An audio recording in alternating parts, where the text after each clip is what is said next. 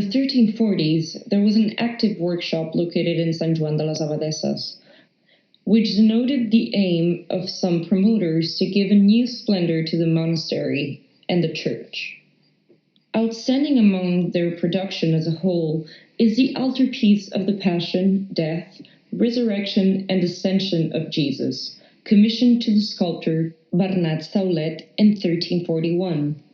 It was made for the church dedicated to the holy martyrs John and Paul in San Juan de las Abadesas, where it was installed until 1561, when it was dismantled and taken to the sacristy. The altarpiece is now exhibited in the same way that it was presented when it was admitted at the Museu Episcopal de Vic in 1889, although its original shape was most probably rectangular.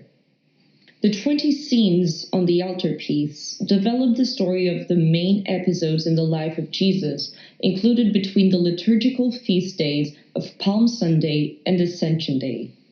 Stylistically, this workshop from San Juan de las Abadesas is characterized by an Italianate style.